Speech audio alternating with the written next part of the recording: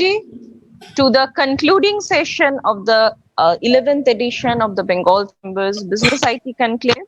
So this session is Technologies for Power to make it more abundant, efficient and eco-friendly. And this session would be moderated by Mr. Gautam Ray, who is the Vice President of the Chamber and also chairs the Energy and Environment Committee. Mr. Ray is also the Executive Director of CESC Limited.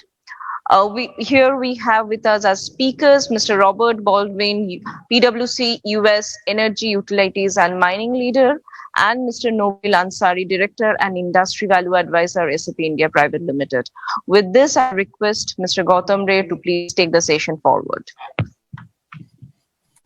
Good morning to Robert and good evening to all the participants who are from India. This is the last session. All of you are waiting. Technologies for power to make it more abundant, efficient, and eco-friendly. In fact, that is the call of the day. It dates back to 1800, when really the scientist Volta invented electric energy. Since then, there have been milestones like Michael Faraday in 1831 devised the machine-generated electricity. And subsequently, 1878, the Thomas Alva Edison, who actually seen the light of commercial viability of electricity. In fact, I represent a company, Calcutta Electric Supply, erstwhile now CSC, which also dates back to 1899. And City of London and City of USA, New York was electrified, and 10 years after the City of Calcutta was electrified. But it has gone through, why I have said that for the last, years together, it has gone to phenomenal changes, qualitative changes, and all taking help of the technology. Be it in the generation, the load center generation, then the peak-head generation, the process of generation has changed. It has gone to the size, bigger in size, then the technology, supercritical. Now all these FGD, environment control issues, these are coming.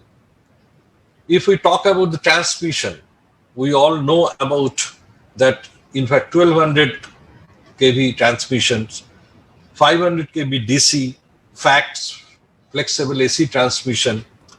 So, whole issue of the grid, suppose India as a country is now operating as a grid, which is, fourth or fifth largest in the world. And to manage the grid, to bring the grid stability, to make it really, synchronized all across. These are the challenges, but one after another, the technology solutions are giving a response to this. But recent trend, if you notice, that it is more of a focus on the last mile. It is more of a focus on the customer interface. It is more on a focus of the decentralized pattern. Decentralized generation, decentralized service, and ultimately we are aiming to reach each and every household. How to really optimize the demand.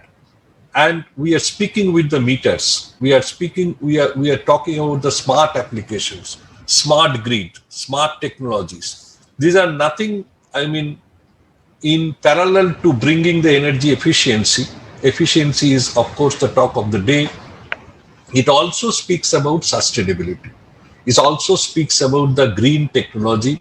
It's also speak about that with the resource crunch, what we are facing, with the lot of pollution, what we are, observing day by day, how to make it more clean and clean.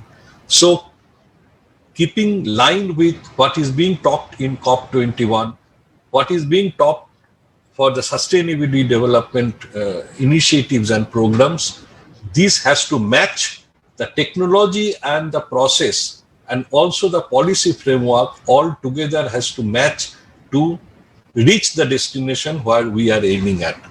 We have today two very, very, I would say, the leader of the technologies, and which is really, relevant to this field, Mr. Robert Baldwin, PwC US Energy Utilities and Mining Leader, and Mr. Nobil Ansari, the Director and Industry Value Advisor, SAP India. Robert, it's in fact beginning of the day for you, so I should start with you. I would now request Robert to speak. Great. Thank you, and thank y'all for allowing me to present to the audience today. So when I think of energy and the energy transition, and really the energy markets, and I'll focus a bit as I lead that sector for the U.S. firm of PwC. It's a interesting time in transition, and technology is playing a critical role through the process. When we look out at companies that are trying to balance purpose with profitability, and how do we do this? How do we start to go from integrated oil companies to integrated energy companies? It is going to be a piece of looking at bringing efficient energy to all the end customers. How do we look at our human capital strategies? How do we look at our big data digital strategies? And then how do we start to incorporate artificial intelligence into our process and procedures? Any one of these things would be a sea change for an industry. To try to tackle all of these things at a moment in time is an overwhelming opportunity if the companies get it right. And I think what we're starting to see across the board with the major energy companies is to delve off into research and development to help lead the way to energy efficiency, to help to reestablish the grid, and how do we play with green energy more. I find it interesting as I was reading an article earlier this week. In the U.S., one of the largest oil fields is here in Texas, where I am. So I'm in Dallas, Texas, and one of those is out in West Texas called the Permian Basin. And what we also have in the Permian, which just came online, is one of the largest solar fields in the U.S. And I think you're starting, 15 years ago, you would have said that would never happen. And now you're starting to see this consolidation of minds of how do we become an integrated energy community? How is technology, playing a role, and how are we going through to make life more efficient? I think we're starting on the human capital side. We're seeing probably one of the first disruptions of the white collar worker. And how do we automate back offices? How do we move to a low cost operating model? That's coming from maintenance. We're using AI and sensors to look into identifying when we should be doing predictive maintenance of our facilities. We're using 3D printing to create tools, whereas we used to have to have all the tools on the offshore sites. We're starting to use drones where we used to use airplanes. And so when you think of this industry and where it's starting to move, it's looking for a very diverse set of assets, a diverse set of sources to create energy efficiency. I think we're starting to see earlier this week, I met with a number of CEOs and presidents of midstream companies, and they announced, their new reporting standards around ESG. Again, another step in a direction of an industry that's, balancing the purpose and profitability to try to figure out the right way forward, not only for the company, but for the host countries and the globe. I think it's a big challenge. I think it's a monumental challenge as we consider, kind of all of these things taking on at one time. As I think of where does it go from here in energy efficiency, I think that we're going to continue to see, I would say, fossil fuels play a major role out through 2050. I think this, when we look at energy We think of wind, and we're starting to look at offshore wind facilities. We have on land wind facilities. I think we're going to continue to see development of solar facilities. And you're going to see the power supply the uptick in power supply that is coming online. You're going to see renewables take more of that upswing over the next 15 years, and technology is going to drive that. I think you're going to maintain, a level of fossil fuels to create that diversified demand and fill that demand. But I think it's probably one of the most exciting times, in 50 years, as we think about technology and business all coming together. So, that's kind of the point of view from where I sit is AI, old school R&D, business processes, being smarter about where we extract fossil fuels, being smarter about where we place renewable bets, moving away from sole source solutions. And it's also going to create, I would say, a localization.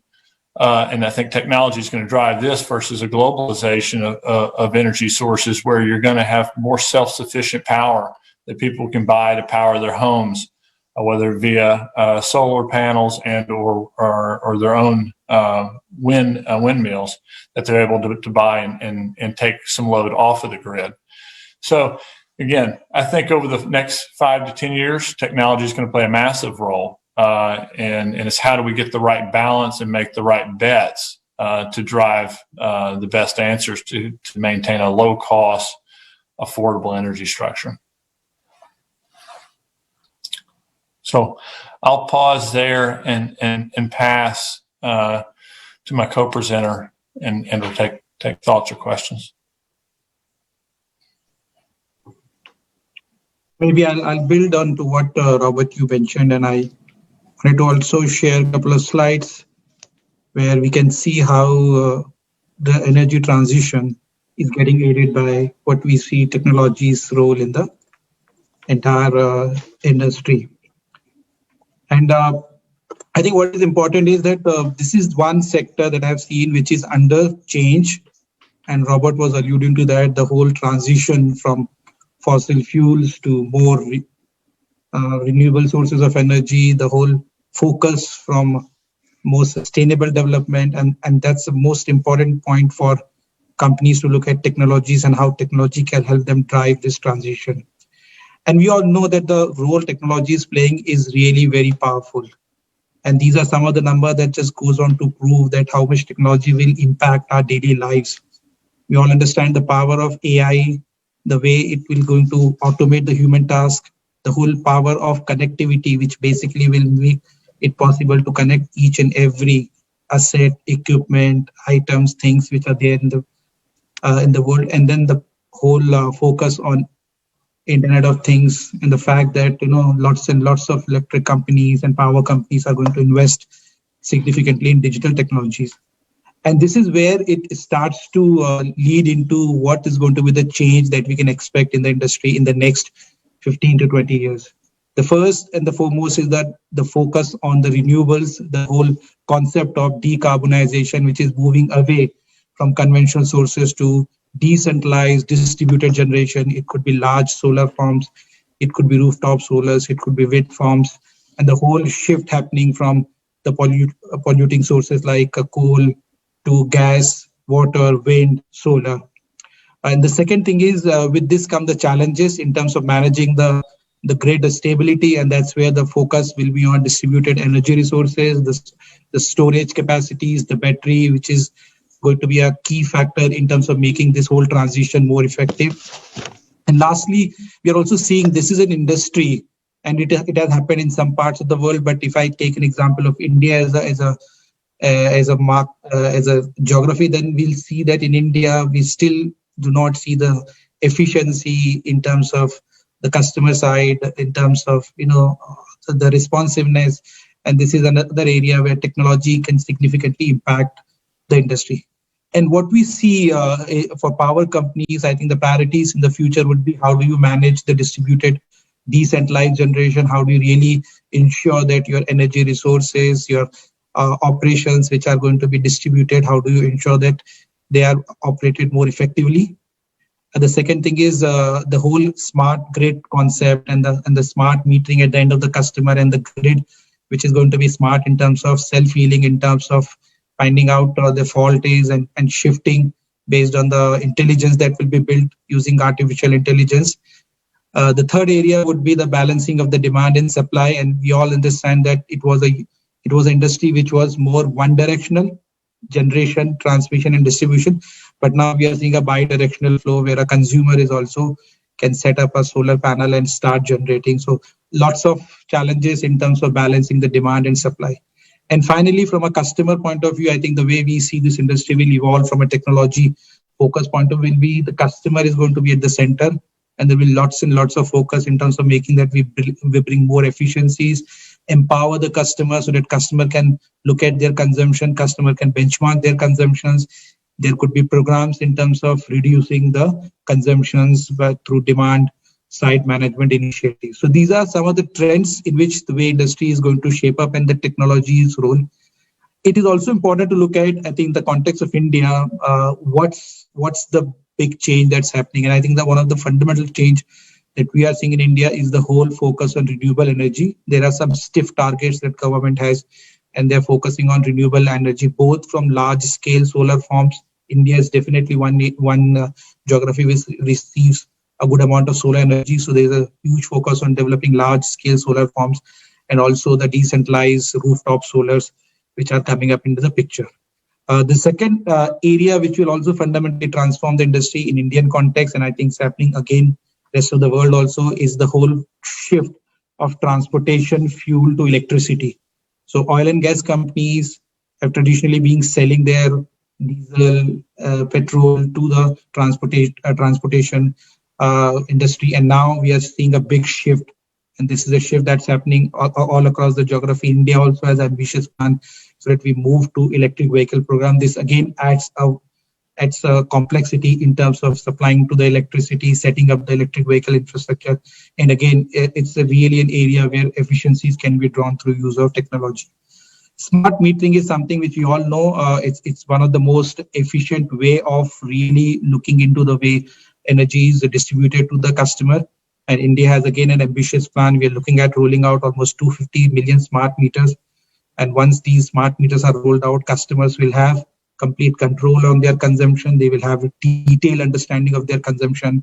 And this will also bring a lot of efficiency in Indian context, especially where the losses are significantly higher.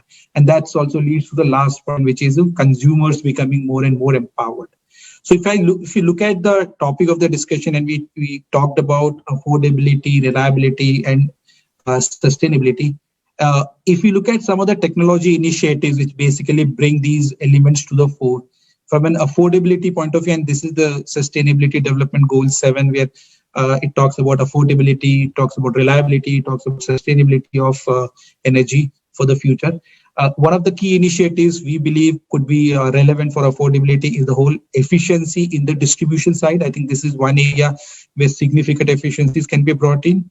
Transmissions and generations are still efficient, but when it comes to last mile delivery to end customer, this is where efficiencies can be brought in by leveraging technology, whether it is about understanding of how the losses are, which is through energy accounting, or it's also about the performance of the distribution system. Smart metering is going to be one big initiative from a technology point of view that will significantly cut down losses, especially in the context of India, where we still see the total losses that happens in the distribution side in the range of 20% plus. So these are some of the technology-led initiatives which will eventually make energy more affordable. The more efficient we are in distributing, the more efficient we are in terms of managing our losses. The cost of distribution of energy will come down, and it will become more and more affordable to the larger population. From a reliability point of view of the distribution, I think the focus that's there in India and also elsewhere is in terms of managing the distribution assets more effectively. And we all know that today, with the advent of and commercialization of IoT, you can monitor your assets. You can monitor them remotely. You can understand whether the asset, let's say in this case, a transformer is performing well, what is the loading pattern of the transformer, what is the health of the transformer. So we can be more reliable in the supply of the electricity. And there could be lots of technologies. It's not only about IoT for remote monitoring. As we progress in this area, use of artificial intelligence, use of machine learning will actually empower companies to get more insights into their distribution assets and be more reliable when it comes to distributing electricity to the consumer. In terms of sustainability, we all know the focus on renewable energy. And if we look at renewable energy and we look at the conventional energy, I think one of the biggest challenge has always been how do you maintain the variability when the percentage of renewable in a distribution goes, let's say, more than 10% or 15%. You need to maintain the variability, whether it is wind related renewable or a solar renewable. The variability that comes in adds to the complexity. And this is where technology-led tools which can help forecast more effectively based on the historical data, based on the patterns of the renewable generation, they can actually bring more and more consistency, more and more sustainability in the supply of the electricity. And this is where I think the technology like storage and battery will also come into picture to maintain the parity in the grid. And we all know that at some point of time, we will also start to have more and more smart grids, which mean there'll be self-healing capability, use of artificial intelligence, which can actually know when the grid, where the grid is not performing well, and actually can shift load based on the intelligence that will be built over a period of time. So these are some of the technology tools which will actually aid in this transition. And I think Robert rightly mentioned that we no longer look at oil and electricity as two different industries. It's all about energy now. So whether it is an oil company which is trying to provide energy for transportation or energy for home heating, or it's an electricity company which is supplying electricity for the purpose of end customers' need. So its energy transition will be aided immensely if you look at these pillars of technology enablement. And I think this is how we can potentially look in the future, how technology can further drive affordability, reliability, and the sustainability. So with this, I'll need to back to Robert. Yeah, I would just add. Thank you, Naveel. Sorry, Robert, please. Well, no, I was just going to agree with everything. I thought that was fantastic, and I think that the AI that's going to allow us to balance between the multiple sources on the smart grid and or now the end consumer becoming a producer of energy is going to be an unbelievable dynamic that starts to play a pivotal role in the affordability and sustainability of the grid, as well as the transition. Used to you had a global source, and that's where all the power came from. Now it's going to filter in from potentially every rooftop in the future. And then if you have renewable energy, how do you have the storage to solve when you have to flip over to fossil fuel? And so it's going to be a dynamic issue of which AI and technology are going to be the driving forces of how to get that balance and get our balance correct. Thank you, Robert. In fact, both of you, Noel and Robert, you have covered very, very important and relevant and contextual issues. In fact, I was going through what I was listening carefully, and it reminds me actually the time frame when we all were talking about maximization. Now we are shifting to the framework of optimization. It's no more maximization. It is now optimization, and the multidimensional pillars to optimize. A is cost, B is green, C is reliability, efficiency. So these are the framework on which we have to strategize. You have mentioned, Robert, you have mentioned about the energy mix, energy market, and also the relevant strategy, what you were thinking of. Now, only issue remains that when people are at free or consumers, in fact, we all are thinking about decentralization. We all are thinking about that consumers at their liberty, at their will, to utilize what form of energy they want, at what point of time, at what cost. So if things are remaining in their decision-making processes at their hand, but at the same time, we are expecting a reliability on the overall grid framework, which will compensate the spikes, which will actually fill up the gaps whenever it will be required. And there is a cost for it. There is a cost. So the policy framework, at one hand, it has to definitely, highlight on the decentralization, on the, but at the same time, if we do not have a solid base, it's my views I am sharing with, which actually can take care of the inertia, which can take care of the ultimately when there will be need to really come, for the help, that support, that insurance has to be there, because ultimately we are playing with something which is not today is a luxury, it is an entitlement. Energy is no more, So with this, I think you have really covered the very, very salient and important aspects, including the AI, which speaks for the data management. In fact, it will require for the forecasting also. More accurate we will have the forecasting, more we will be able to really fit into the bills. I have little time in hand because I understand there may be a few questions. Angana, I'd like you to, if some questions come, can you just, help us putting those to the esteemed speaker? Yeah, we have a. Can you hear me? Yeah. Yeah. To what extent emerging areas of technologies in IT like AI would help reduce carbon footprint in usage of conventional fossil fuels as compared to using clean renewable energies like solar? Well, I'll jump in first. I think, when you think of where technology is going to take us, it's going to be interesting to see as we put more emphasis on our carbon footprint and we put more data out there on reporting, are we able to decarbonize fossil fuels a great deal more than where they are today? And so then that's where you start to move into this world of, can we use technology build out in the current sources to decarbonize or carbon capture some of those sources, stop some of the processes that create what are perceived as the greenhouse gases and recapture those and use those as a power source. So then you get into the balance of which sources now do you start to maximize to make the most cost efficient. I think the comment earlier about the process of where we are, we're now moving into how do we get to a low cost energy efficiency by maximizing multiple sources. I think that those types of technologies on the fossil fuels, I think we won't sit in a status quo. I think as much as we're developing on the renewable side, we're going to develop, I think you'll see development and innovation on the technologies around the current structure to help decarbonize those as well. So I think it's going to be a multi discipline plan.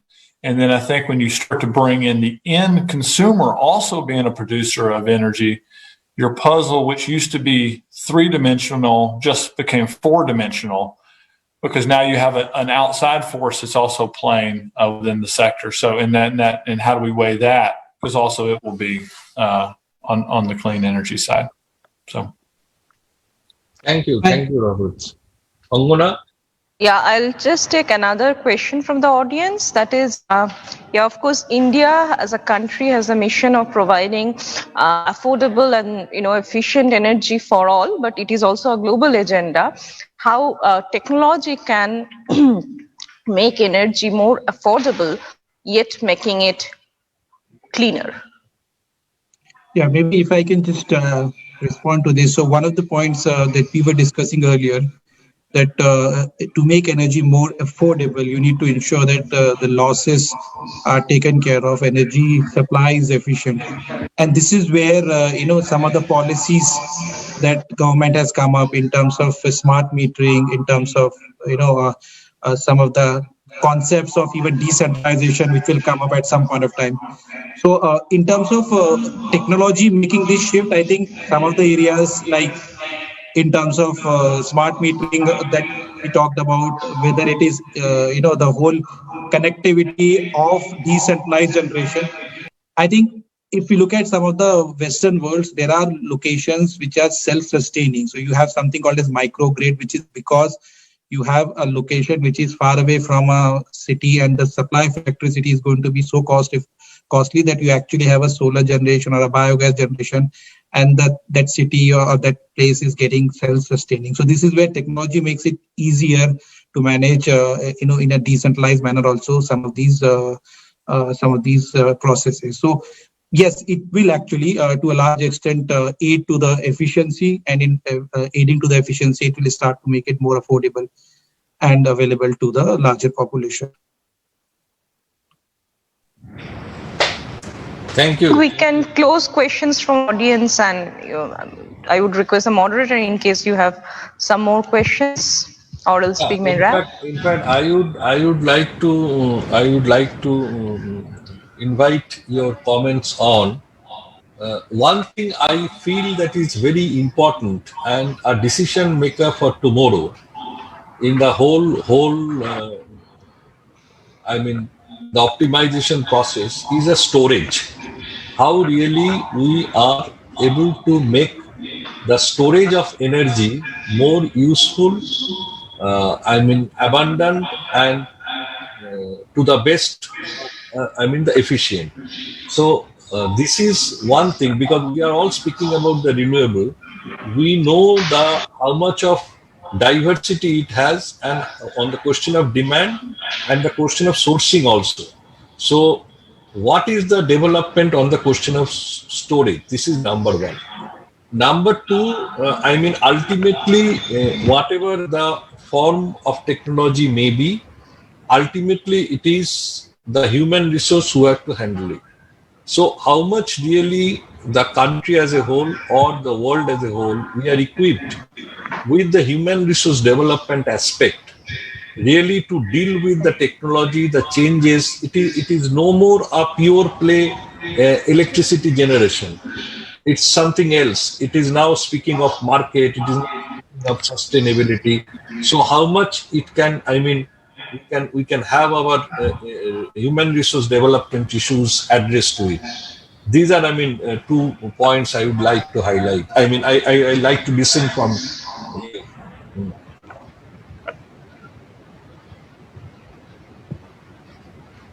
Maybe Go ahead, Robert, if you want to add. Okay, so I'll put my perspective, Mr. Gautam, and then definitely I think you are also well aware about the growth in the storage technologies and the development. I think we're still a little far off, in my view. I think that's the honest opinion. Large grid scale storages are still something that will take some time to come up. I believe there have been significant investment that many energy companies are making in terms of making storage affordable, and also one is affordable, and second also the large scale grid storage possible. But I still believe that maybe let's put a timeline of 3 to 5 years, after which we can see this storage technologies becoming more easily accessible.